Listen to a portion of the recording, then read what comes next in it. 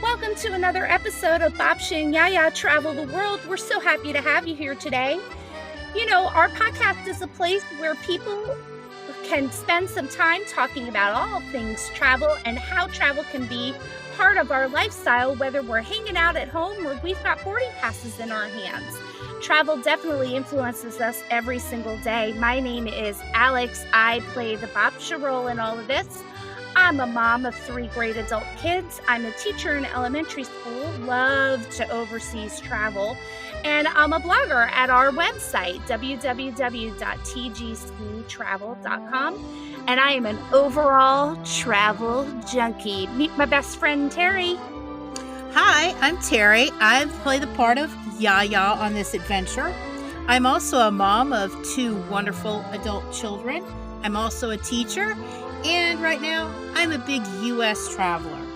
Today's show is all about Europe. That's right, it's the Big Europe 101 show. We are going to dig into all the nuts and bolts that make any trip to Europe successful. Well, we're going to share some of the things that keep us travel happy when we're planning for Europe. We're going to talk about books and travel tech, travel tips, and products that we love. And it's all going to start with a little segment we like to call Now Boarding.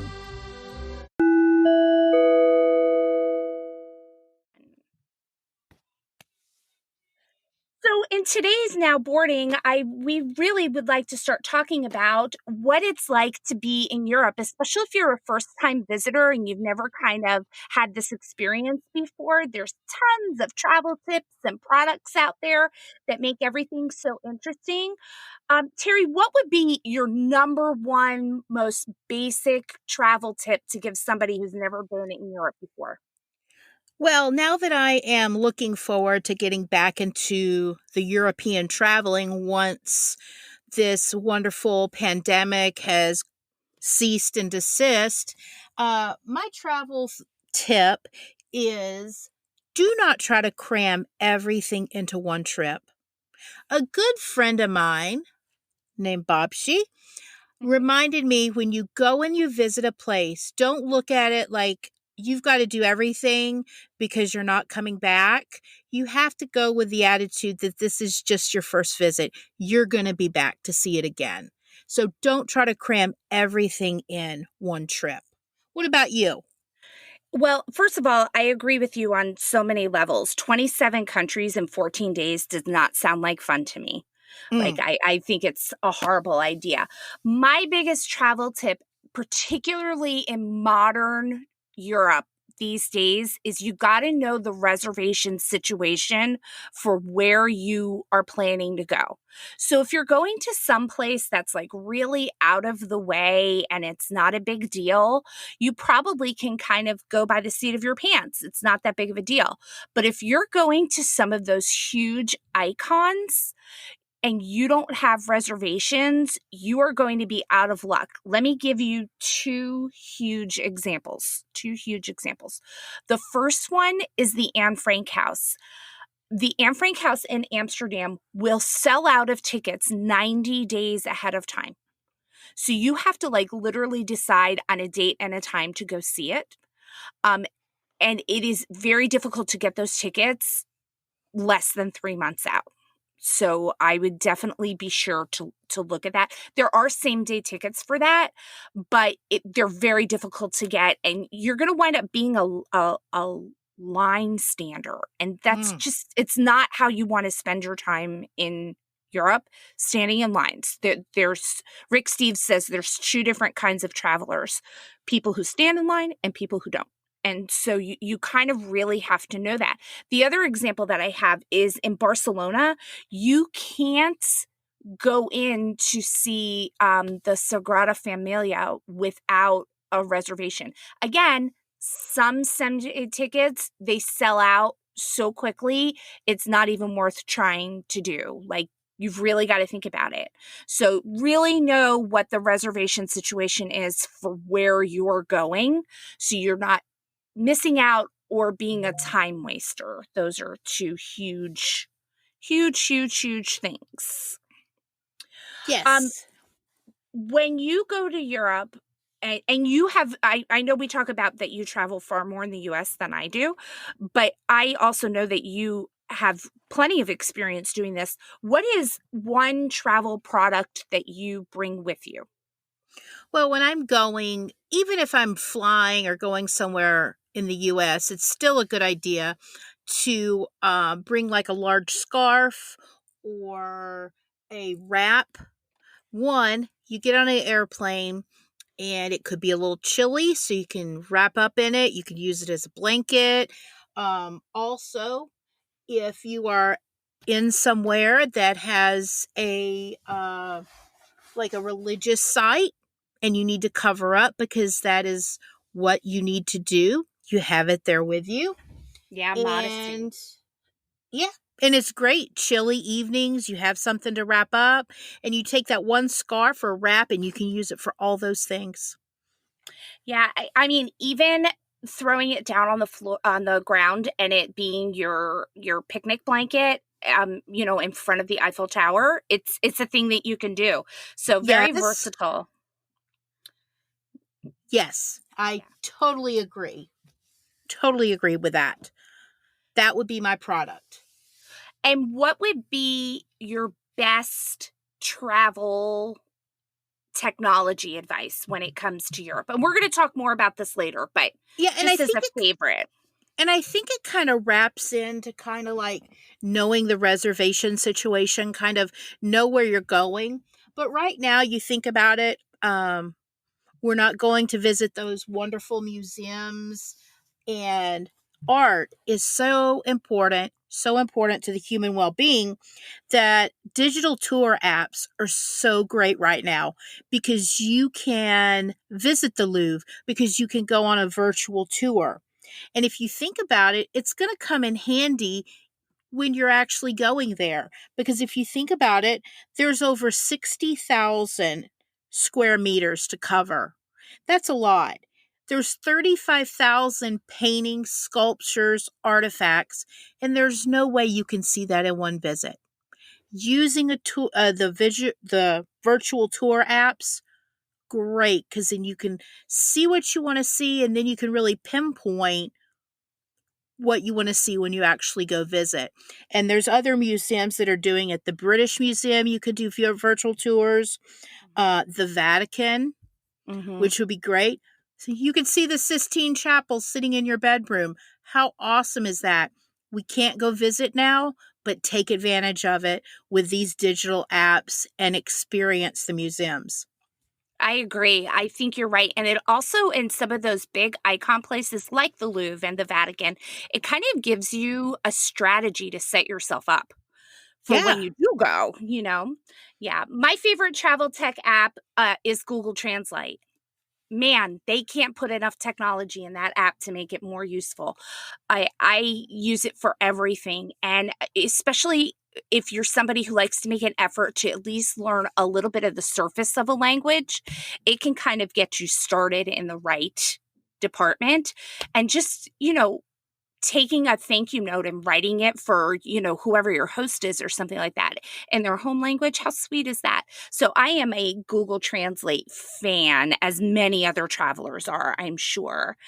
Um, and you were talking about art before, and I Yes. I really think that art is such a critical part of the European experience. Literally, no matter what country you're in, the art matters. And there is a great book that kind of is a fabulous introduction to why art matters. And it's called The Greatest Treasure Hunt in History. It's written by Robert Etzel. Its target audience is tweens and teens. It's supposed to be kind of an introduction into what happened to art during World War II. And if you've seen the movie Monuments Men, you'll know the story that I'm talking about. This Hmm. is the book that kind of shows how real it was. And it's so fascinating to understand why everything is such a treasure and kind of the power of wow. Yes. So really interesting to me. And I really like it. The Greatest Treasure Hunt in History. And we'll put links to all the apps and different things that we've talked about during this now boarding section in our show notes so that you can just link right on over to those kind of things, and they will be super convenient for you. One. Welcome back to the Babcia and Yaya Travel the World podcast. We're so happy to have you here today. I'm excited, and I know, Terry, you're excited because it's a big Europe 101 show. Yay! I'm We want super excited. I know, and we definitely want to spend this episode discussing all of the things that make a trip to Europe a success. There's so many elements that go into it. It's sometimes hard to know where to start, and we want to give you a little bit of help in that. And Europe, it has so much to offer any traveler that it can get a bit overwhelming. But have no fear. We're going to break it all down. We're going to get you started on the right track. And we are going to make sure that when you hop across the pond, you've got all the info that you need. Yes, we are. We're going to talk about tons of stuff. We're going to mention a lot in our destinations today, tons of it. We are going to skim over a lot of places. Today, we're going to focus on overall tips and advice. And we promise that any destination we mention during this chat will show up in a future episode where we can do it justice. So just a reminder, guys, just a little FYI, we're going to save talking about food and passports and packing for other episodes as well, so we can focus on those big ideas better. And trust me, guys, we've got some great podcasts coming up. Definitely. I agree with you completely. So, you've decided you're going to go to Europe.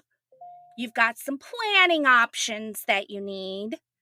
And they kind of range from somebody does it all for you to DIY. There are so many choices. So let's kind of unpack what they all are. To me, the biggest kind of all-inclusive one is a cruise. Okay, yes. Yeah, they kind of do everything for you. Basically, you choose your daily activities and you're done. And that's a great way to go. I would particularly be careful, though, with the timing of a cruise, just so that you don't wind up as part of the herd. That would probably be the biggest thing that I would say. True. Yeah. Now, after that, there are plenty of people that will look at travel packages. And, there's some really famous agents, travel package companies out there that will kind of put together these iconic tours. Have you ever been on anything like that, Terry? Have you ever done like a travel package? Yes, I did one in the US, and they do everything for you. Like, you have nothing to do, everything. You're on an itinerary, and you just follow your schedule. Mm-hmm. I am trying to think if I have ever done that.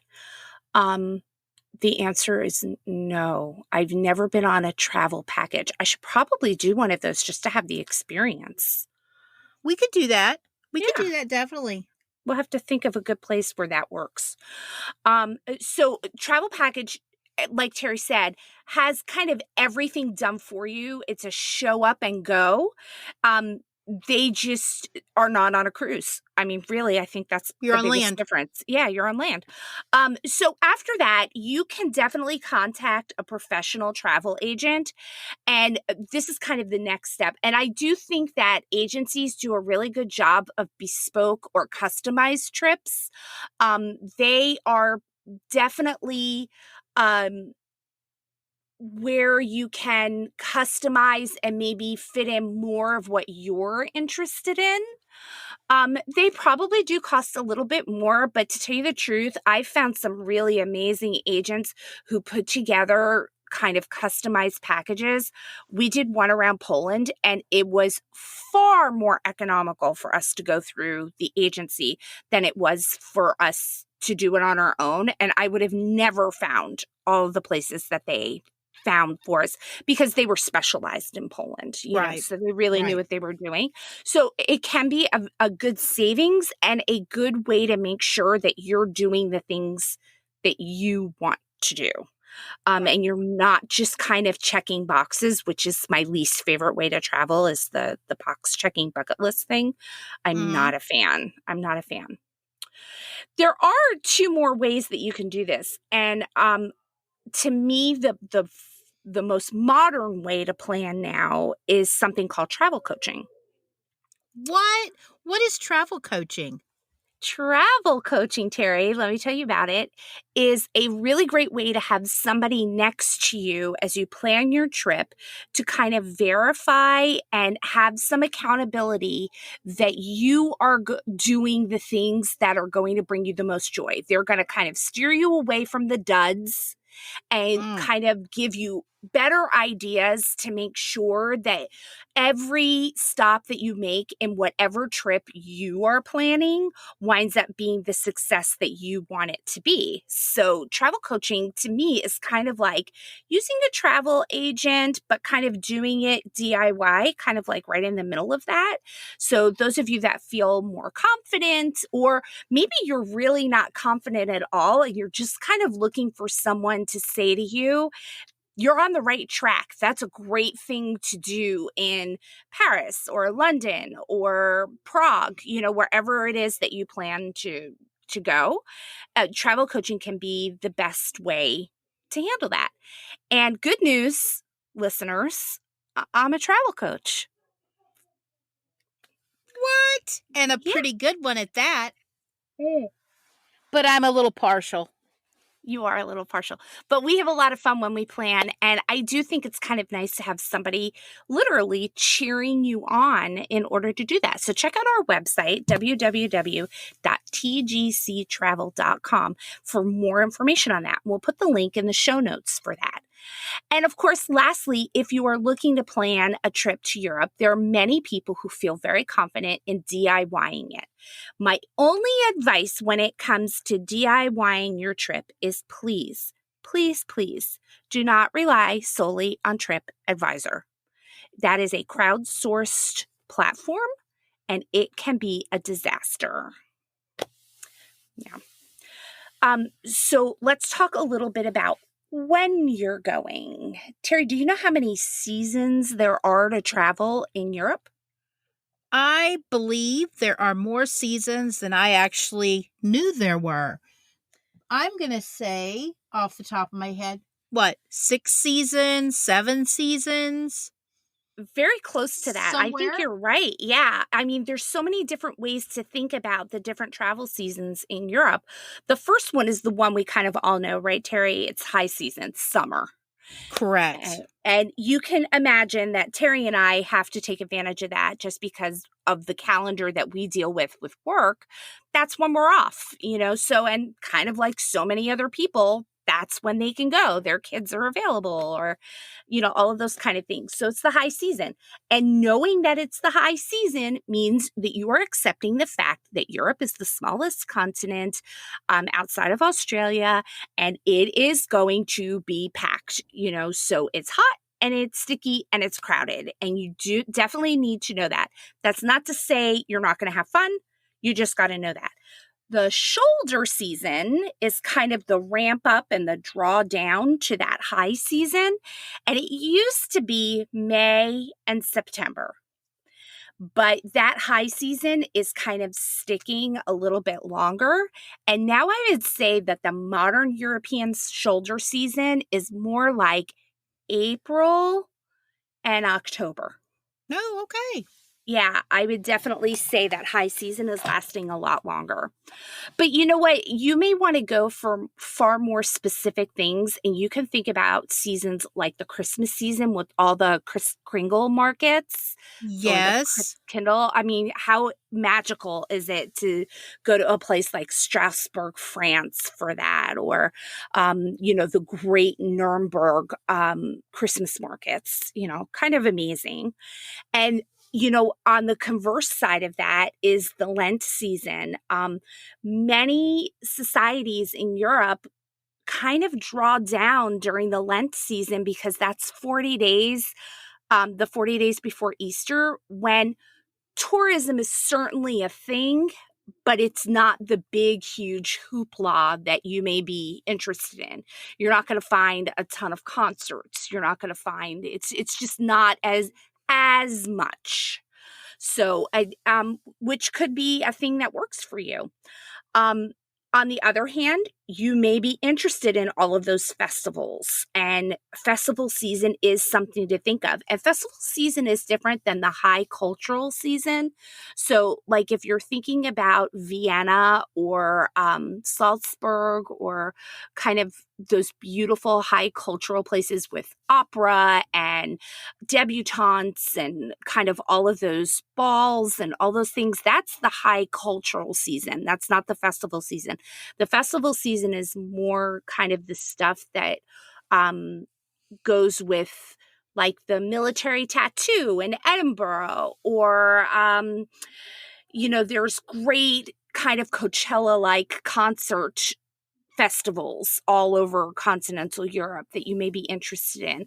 And there's also pilgrimages that kind of fall in the festival season as well. So there's so much to think about when it comes to that calendar. So we're talking about going to Europe for maybe the first time if you're brand new to traveling. So this is what we like to call the Big Europe 101 show here on Babcia and Yaya Travel the World. And we are picking up with information about researching your destination. You've kind of made your choice of who's going to plan your trip, and you've made the decision of when. You probably have an idea of where.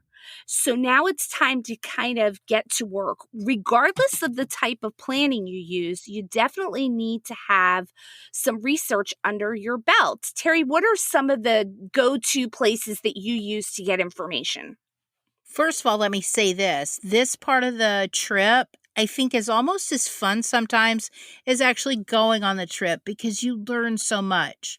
So when I was planning my European trip this summer, the first thing I did is I sat one day, because we're all home at this time, and I binged watched the Rick Steves travel videos, especially the places I want to go.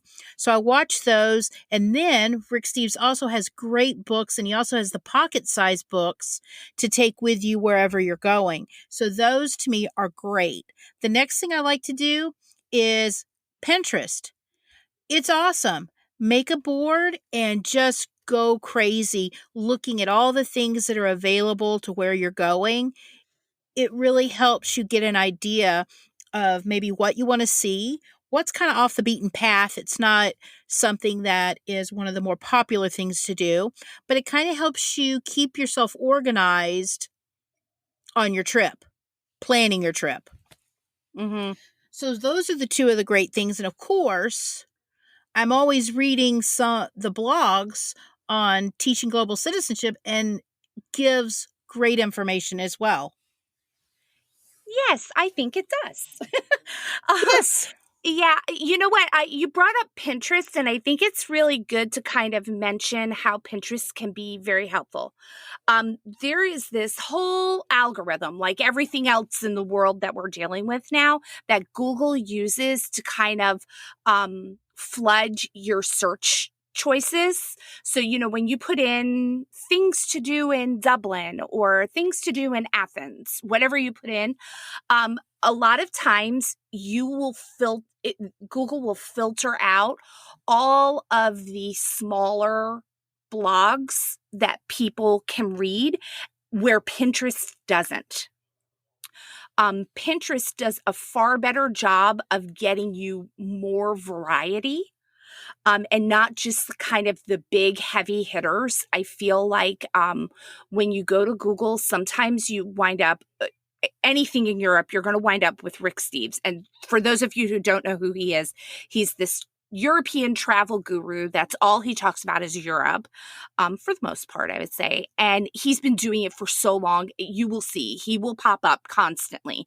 And there are a couple of other like really heavy hitters that will always pop up.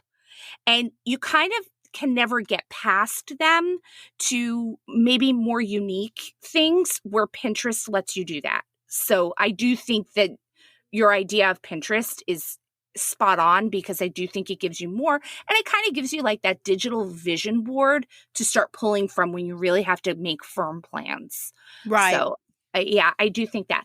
I was listening to an article today, a podcast today, that was talking about how guidebooks are not considered necessarily as important as they used to because of all the digital media out there. And I have to say this, I'm a blogger and I use guidebooks. As much as I love digital media and all of those things, that book in your hand with the maps and the references and, like very concrete stuff, I still am a highlighter and page turner kind of girl in a guidebook. I think it's so important to make sure that um, you really know all of the choices that you have. And again, I do highly recommend for Europe, I recommend Rick Steves as a really good source for guidebooks. I think Yes. he's probably the most comprehensive out there. So I would do that. And while you're researching, I think another really important thing to know is if anything is an issue, if you're going to run into things being closed. For example, in Paris, the Louvre is closed on Tuesdays. So you need to make your plans around that, and kind of researching gives you the inside link to all of that, which is so, so, so important, and definitely something that will help you out. Yes. What about transportation? We've gotten ourselves researched, and when you're in Europe, what are some of the transportation options that you think are helpful? I like to use the local rail system. I mean, Mm-hmm. we were going to take the Euro from Paris to London. It was a great opportunity, a different way to see the country. So that was something that we were looking into. Ferries. Ferries are Mm-hmm. great to get back and forth one place to another. We were going to take some day trips from Athens. The best way to do that, right, is grab a ferry. Yeah. What kind of suggestions do you have on transportation? And I think you're bringing up some really great points. In America, unless you're in a super, super urban environment, public transportation is just not something that's necessarily convenient. Where in Europe, that is the most convenient. Yes. People use trains and ferries and other modes of transportation um, so much. And let me give you a couple of examples of things that I think are really helpful. Um, when you're in a small town like Bruges in Belgium, which is like out of a fairy tale, it's so beautiful.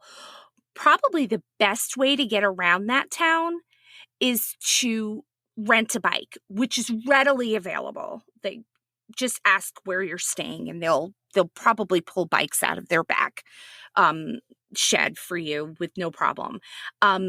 So why not ride around on bikes to enjoy this small town, right? Or Yeah. when you are trying to go from one place to another, for example, we took the ferry from Belfast to Scotland. It was 2.5 hours. It was gorgeous. The ship itself was beautiful, the ferry itself. We ate lunch on board. We got off refreshed, ready to kind of tackle our next adventure. And instead of it just being a pause in our itinerary, it became part of the journey, which, that's really what we're looking for with all of those things. Kind of like the Eurail that you were talking about, going through the channel and having that experience in a beautiful European train station.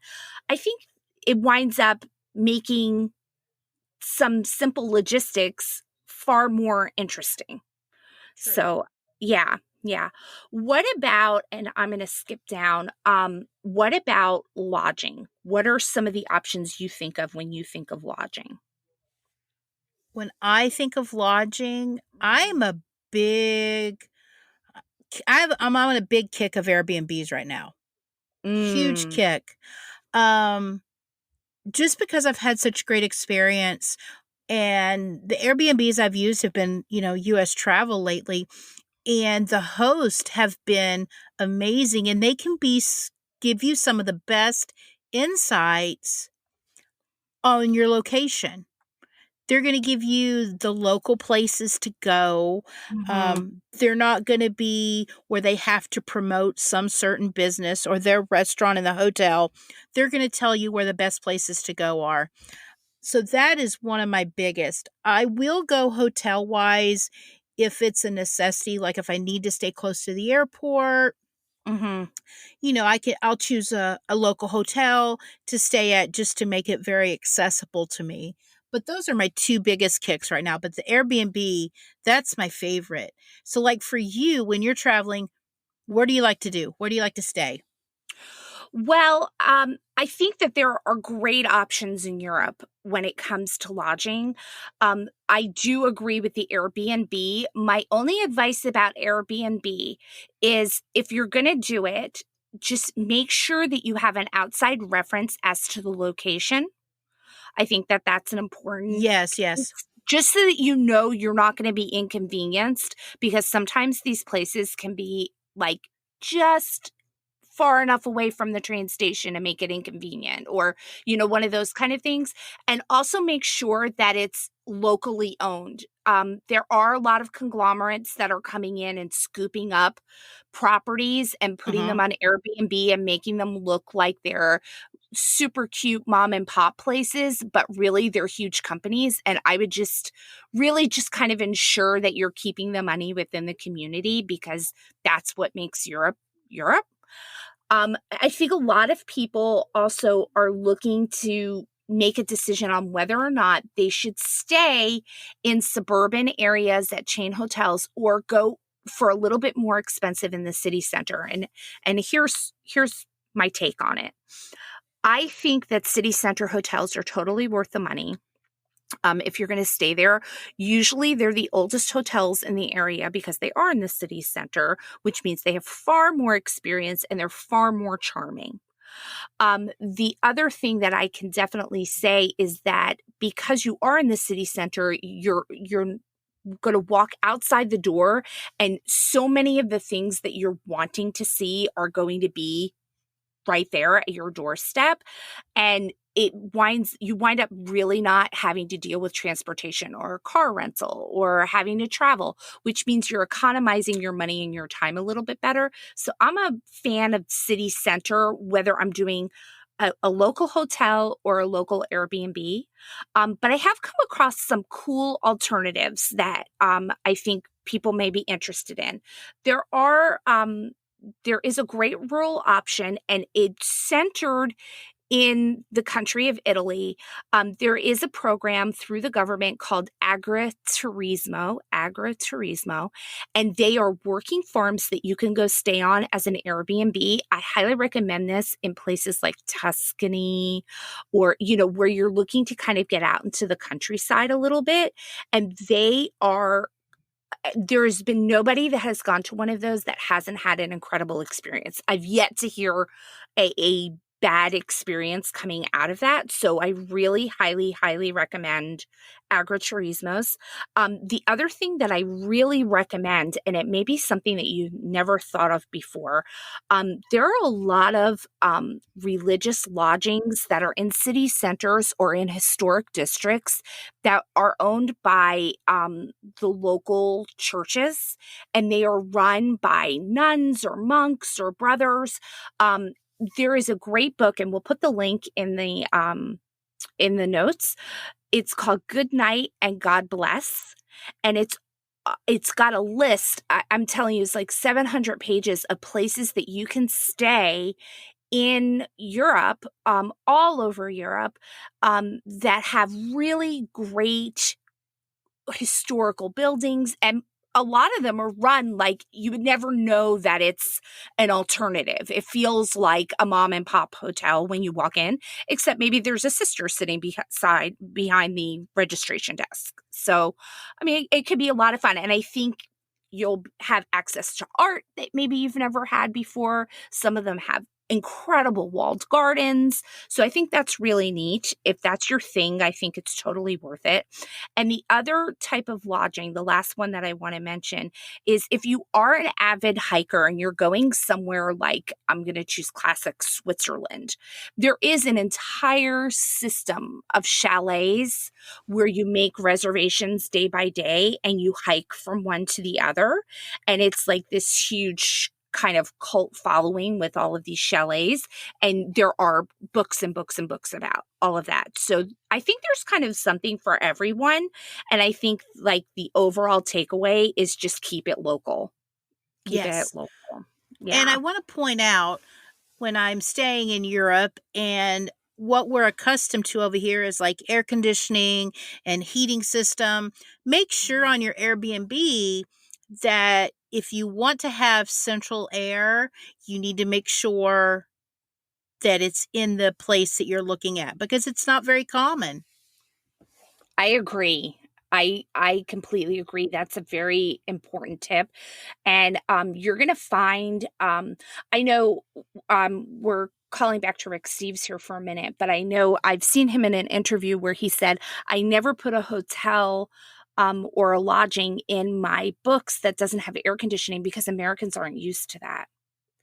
And I don't want them to be disappointed. So, when it comes to your lodging, make sure that you're getting all the things that you're expecting, and chain Yes. hotels are definitely the easiest way to do that. I just think that with a little bit of effort, you'll get far more out of it. And it, Yes. again, it becomes part of the experience instead of just a place to lay your head, right? Right. Now, can we circle back? I don't know if we've Mhm, mentioned it yet, but talking about where we're staying, if we're staying in City Central, however, can we talk about safety? Because you know me, you're always telling mhm. me, yeah, yeah, you got to fit in. You don't want to look like a tourist. But why are we saying that? What kind of safety issues do we need to be aware of when we head out on our big European trip? I think this is probably the number one question that I get, and I think that there's probably 3 big things to know. First of all, the number one issue, for tourists in Europe, actually around the world, is pickpocketing. So, with that being the number one issue by far, may I say, um, tourism and traveling is a pretty safe activity to do worldwide. You so there are certain things that you can do in order to help yourself. So I'm not calling out anybody on what they wear or what their fashion choices are, but let me say this, gentlemen, do not show up with baseball caps, statement tees, and cargo pants because you are going to be pegged as an American right away. Right away. Mhm. Can I wear my It's fanny? true. Can I wear my fanny pack? No fanny packs. No, no, no. Not unless it comes from a European high-end store. No fanny packs allowed. Now, I do remember the one tip that you gave me that was kind of unique. I didn't think about it, because what do you do before you go on vacation? Everybody gets a new set of sneakers, right? Mhm. But your recommendation, and I really liked it, was buy something European. Buy something that's going to fit in culturally over there, and it helps you not stick out. Exactly. The idea is not to make it about your brand names. Travel really isn't that time to kind of hone your image. It's your time to kind of you just my feeling is the rule of thumb is this going to stand out? Is a pickpocketer going to peg me in the crowd because I look the way I do, because I'm dressed the way I'm dressed? And 9 times out of 10, if you look at what you're wearing, it's true. And I mean, I don't know that I can ever not look American. I think that I can look less like a gullible American, though. Well, Um, I'll you just know, hang up my fanny pack. I'll hang it up and not take it. yes, and put those big old nails away. You don't need that, and you don't need your fancy jewelry. And there's just put it all away and get yourself a good travel capsule wardrobe, which we're going to have as an entire episode. We're going to do a whole thing on how to pack and how to choose what you're bringing with you. So I think that will be super helpful with that. If Yes, you're I agree. just if you're just joining us, this is Babcia and Yaya Travel the World. We are really pushing through the big Europe 101 show, everything you need to know in order to put your feet on the ground across the pond.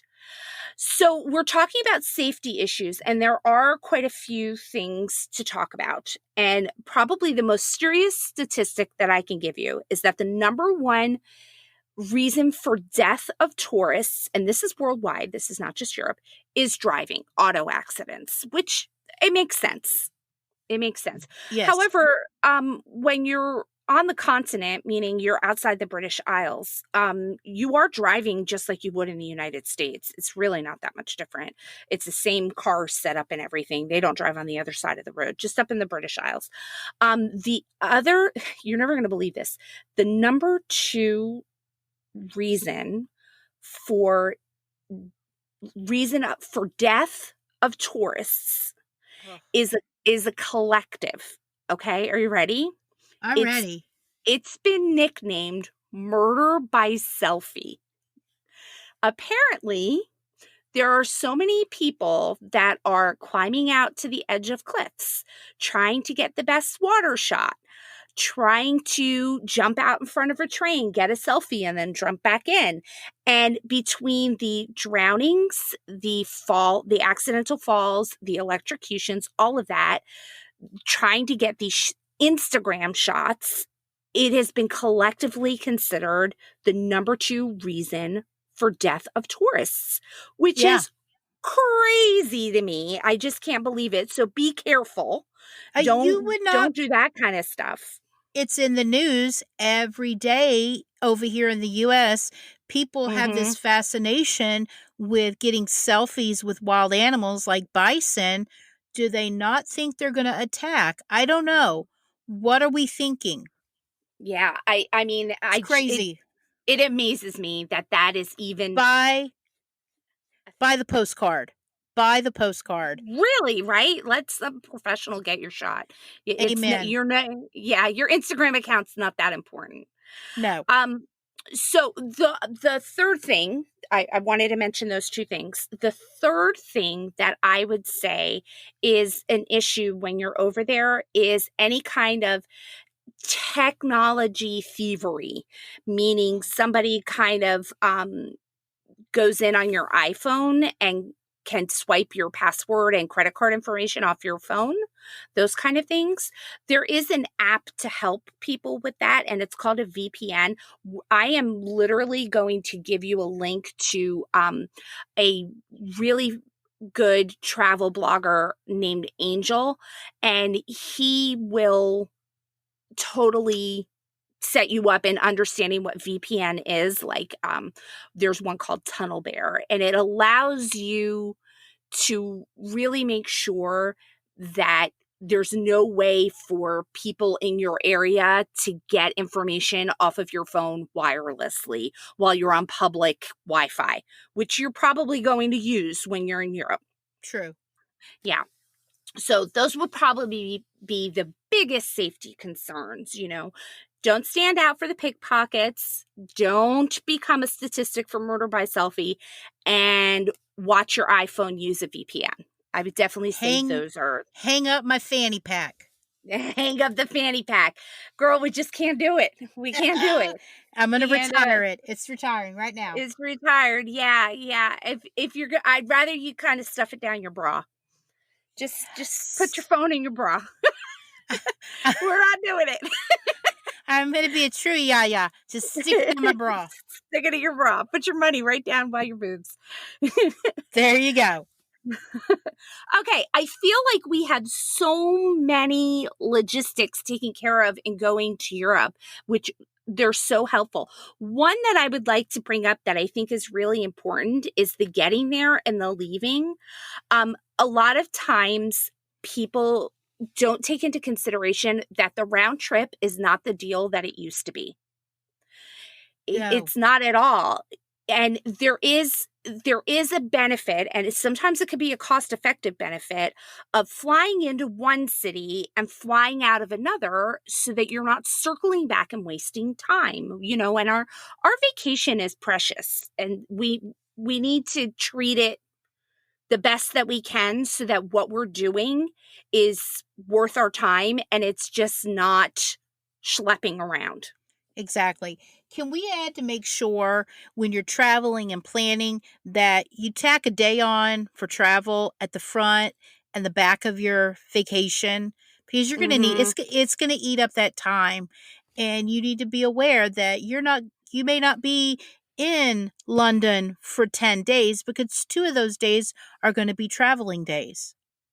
Exactly. And I will say this, if you're forced to take a layover, I would make the most out of it. I would not make it the inconvenience that layovers normally are. I will tell you that if you're flying into Paris, there's a great flight that pops into Copenhagen. It's on KLM.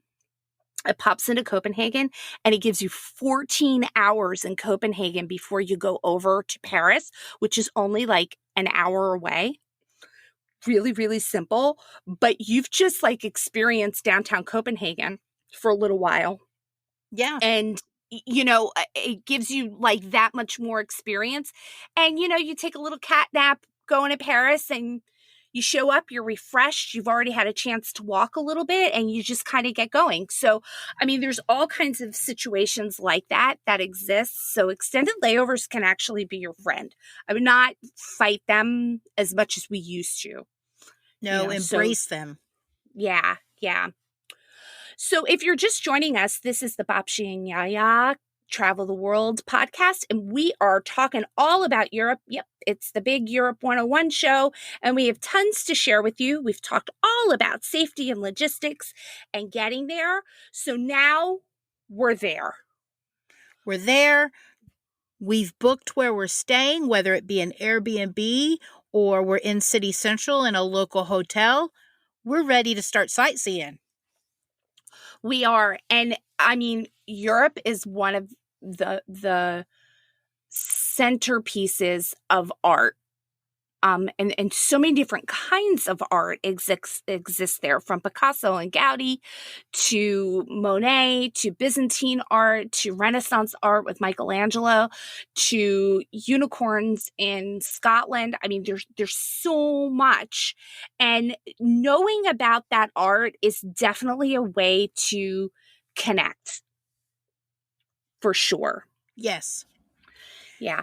I mean, if you're going to Athens, you need to know your columns because that's a huge part of art over there. I think you're right.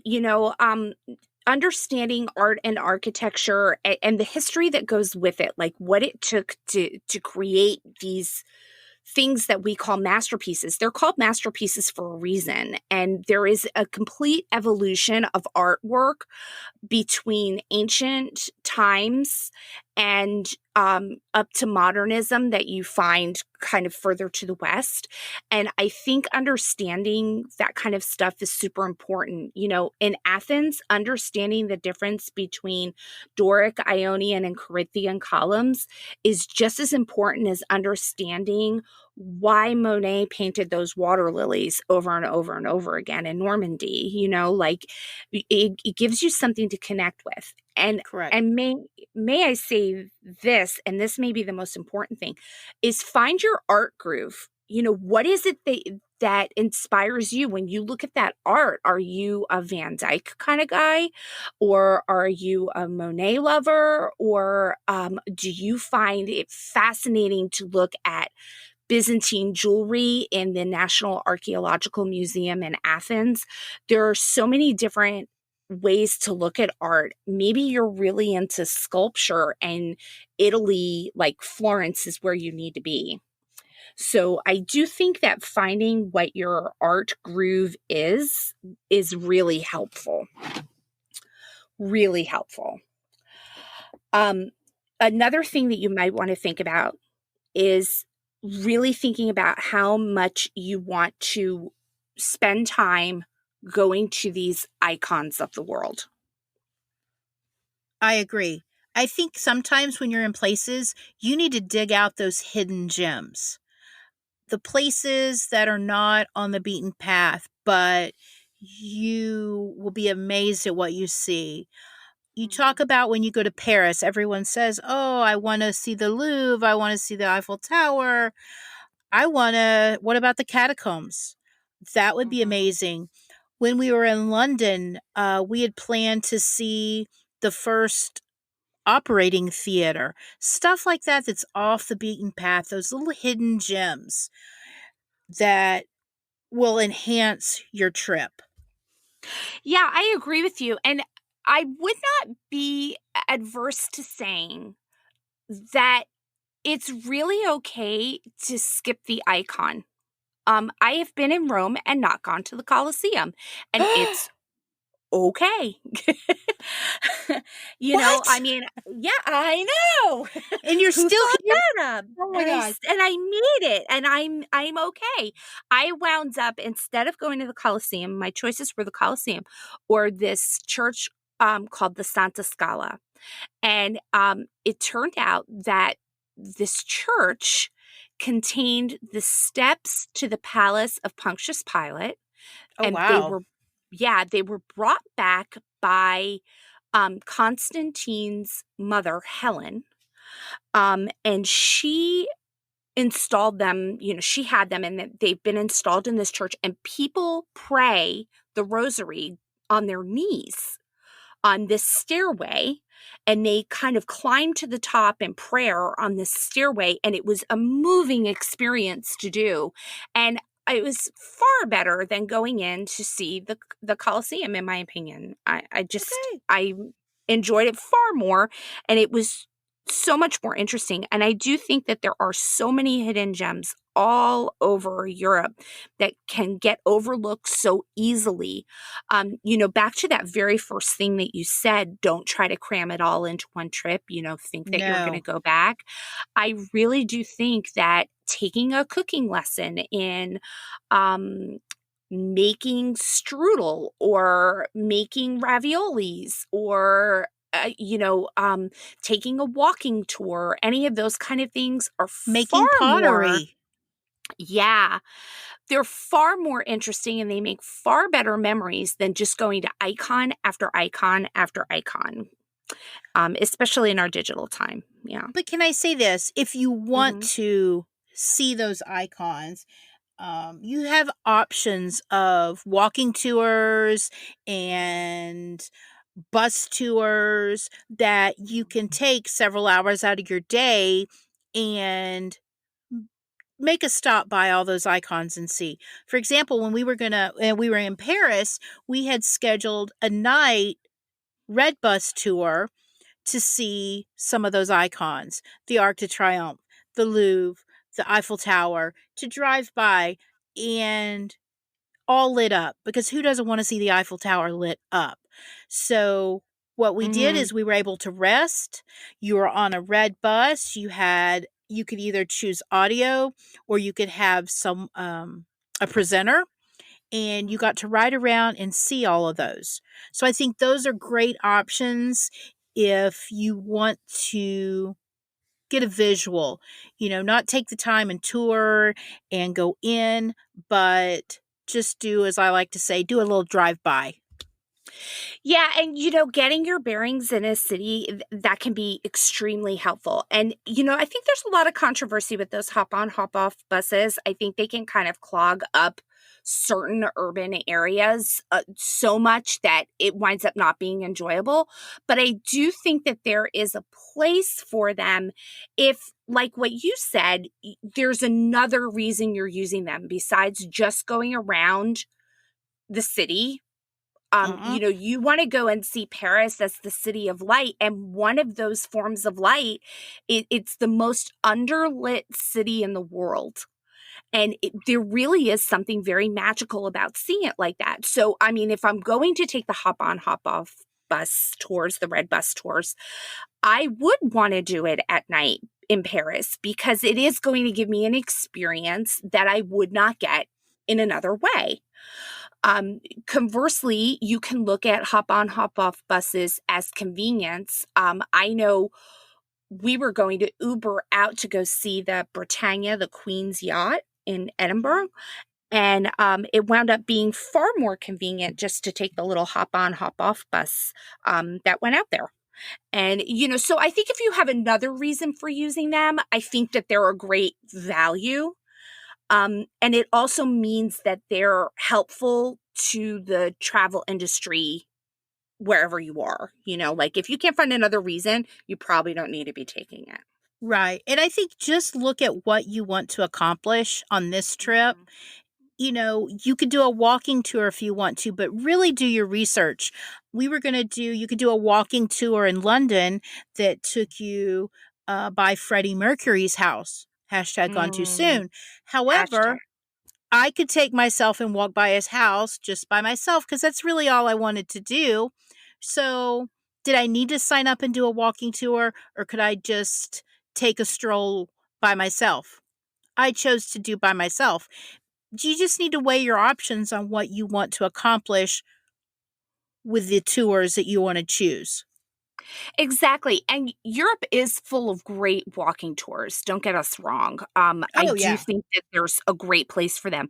One thing that I completely recommend in any city is a food tour just to learn the local food, especially if you're in a place that maybe you don't know so well. So if you really don't have like any ties to Greece, take a food tour in Athens for sure. We did one in a town called Wrocław, Poland, and it was fascinating.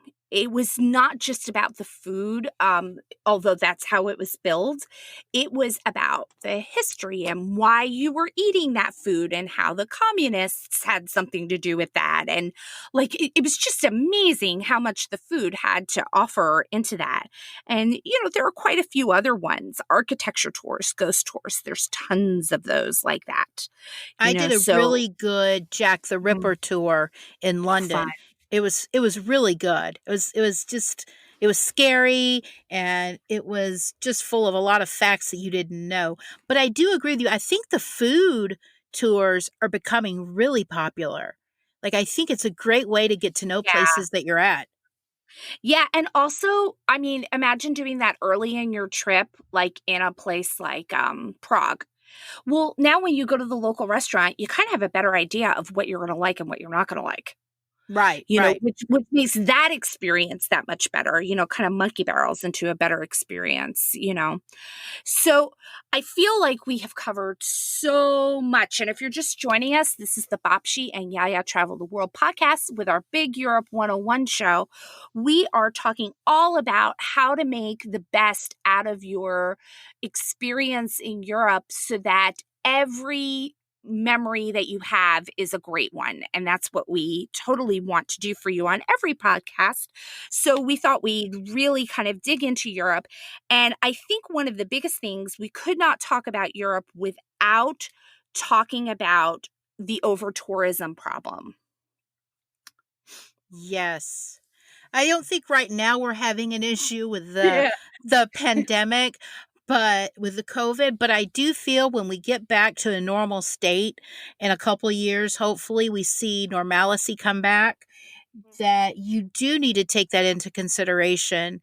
I Mm-hmm. was watching Rick Steves talk about Venice, and it's so beautiful, but I It really is. think you need to be aware of when they bring in the cruise ships and let those people off. It's so crowded. It's Oh my so gosh. crowded. And there are hot spots in Europe that are really suffering. The three biggest are, of course, Venice, which I think is in the news enough where we all kind of know it. Right. P.S. The whole dolphin post that there were dolphins in the canals, that was photoshopped. How it was. I know, but I it thought is Flipper had kind of come home. yeah, it is kind of like it's not a fun experience when everybody is belly to butthole on the Rialto Bridge, like it's not fun and it's hot and it's not fun. I don't agree You with know, and your hygiene may be better than the person you're next to. So that. that makes it a whole different ball of Oh my wax. gosh. Yeah, like I just can't look at another tour group flag in that place. Another issue, which is the Venice to the north, is what they call it, is Amsterdam. And, Amsterdam, literally, like Venice, has more tourists in it than citizens in any given day. Wow. That's a crazy concept. And that means that the infrastructure is not going to hold out much longer. We kind of need to be a bit responsible and careful with these things. And I highly recommend that whether it's Venice or Amsterdam or Barcelona, which is the other huge one, make sure that just don't even bother in the summer. It's really not worth it. It's just so much. And do your It's so research. much. Do your research because you look at these pictures. If you're on Pinterest and you're like, oh, look at this. This is lovely. There could be 10,000 people in that one spot, but Mhm. you need to do your research and see when is the high traffic time. Do you want to be belly to butthole? Think about Yeah, it. exactly, exactly. I'll tell you another place that it happens, and again, it's because of the cruise lines. These ports to the south, Barcelona and Venice, and Santorini, Greece, is another one that gets slammed daily with so many people who want the famous sunset picture from Oia, which is the town where it's the one that you see in every Instagram picture, and Right. if you could see the other side of what that looks like, not looking out at the sunset, there is a reason that chaos is a Greek word. It is out of control. It is out of control. So I mean, oof, I am not a fan of the cruise ship in those places that really can't handle them. So definitely think about over tourism and use your timing at shoulder seasons and off seasons to go and see those places. Yes, they may be a bit more beautiful in the summer with foliage and those kind of things, but I think it's really tough to enjoy them. Very tough. So since we are talking Europe 101, and let's Mhm. say I contacted my wonderful travel coach and Mhm. said, Alex, I've never been to Europe. Where do I begin? Where do I start? What kind of suggestions do you have? I have three suggestions that I think kind of fit three different kinds of personalities and comfort levels. So, the first one that I recommend is Ireland. I think Ireland's a super easy trip to take. There's no language barrier to start with. And I think there's so many people that have some sort of genetic connection Mm, in some way or another that it makes it super easy to go there. The only drawback to Ireland for the beginning traveler is that you do need to drive and you do need to drive on the wrong side of the road. Other than that, I cannot find fault in this country anywhere. Like it's that amazing and it will be that great of an experience. okay. So that would be the first one. The next one that I would really recommend is Bayeux in Normandy, France. And Bayeux is a very interesting town. It's about 8 miles from Omaha Beach, and it is a great home base for many, many travelers when they go to explore and kind of take in a D-Day experience.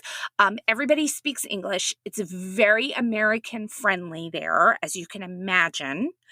And it is a really great launching pad to learn so much about our own history and how it connects with European history. So I think a really great way, with a bonus of it's the home of Impressionism, And which can I add this?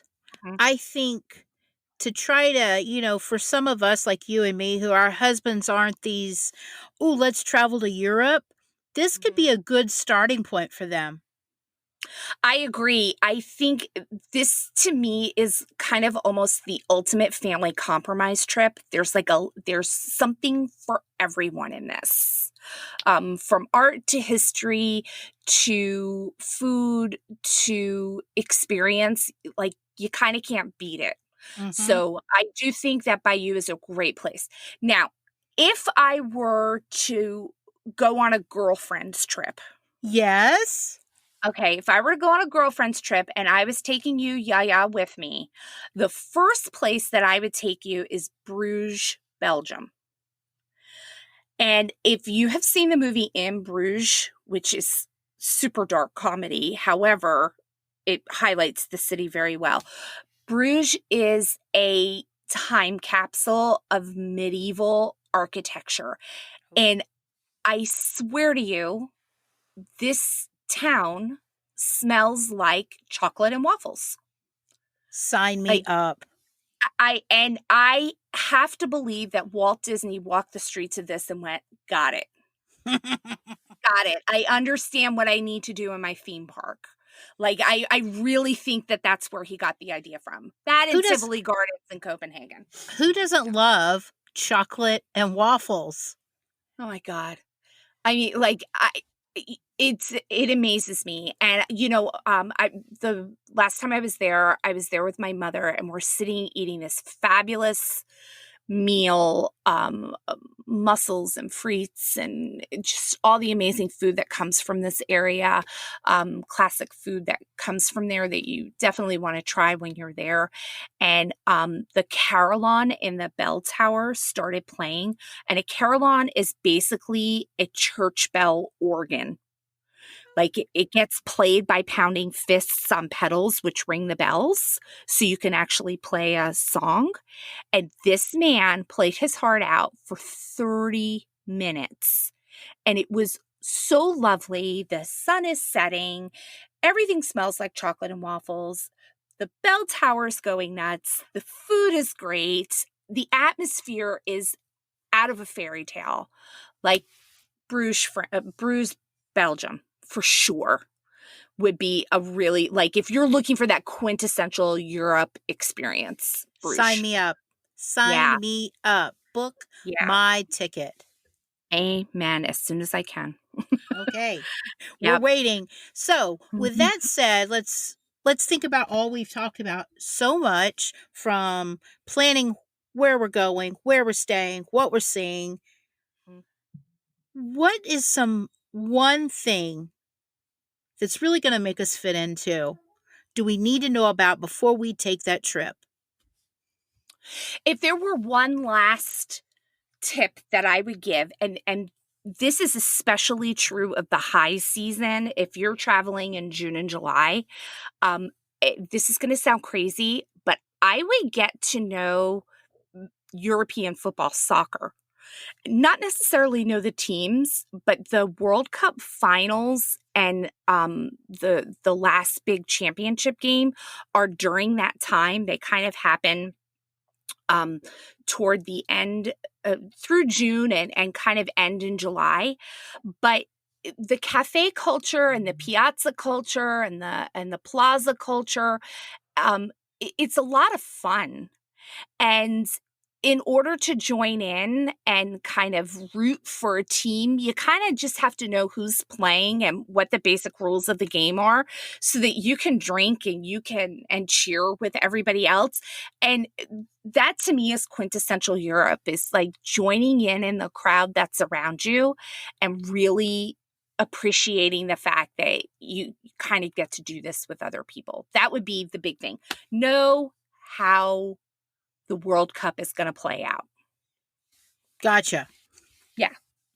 What about you? Any last minute tip? Simple, grand tip that kind of covers everything? Plan your trip as soon as you can, people. When travel begins, pick your location and let's get out there. I mean, the economy is some of these poor little places, they thrive on tourism, and Mhm. we need to get back out there. We need to Yeah. be able to get back out there. I agree with you. I am so glad that we got to talk about this particular topic today because I think there's so much to share about it. And again, we are going to cover all of the different places and ideas that we talked about in individual episodes in the future. But we definitely wanted to give you kind of that primer, which we like to call Europe 101.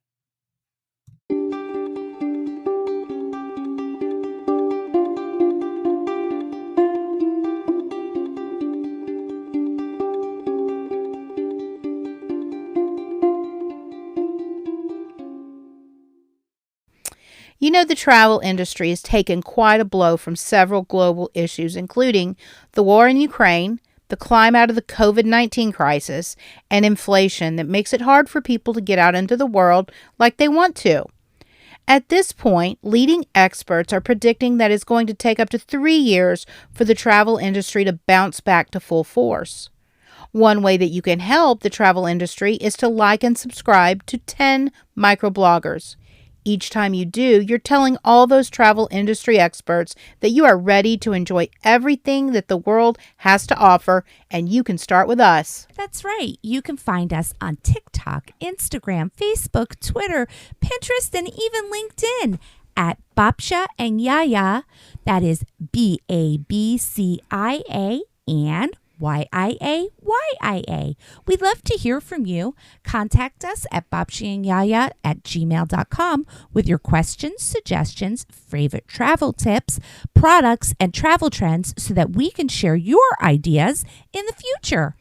Babcia and Yaya is our home base for everything we love about travel.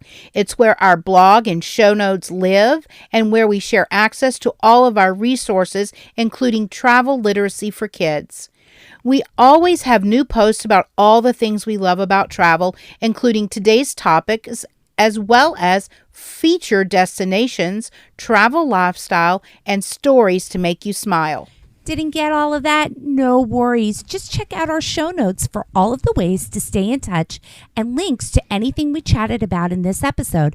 As always, thanks for joining us for our journey.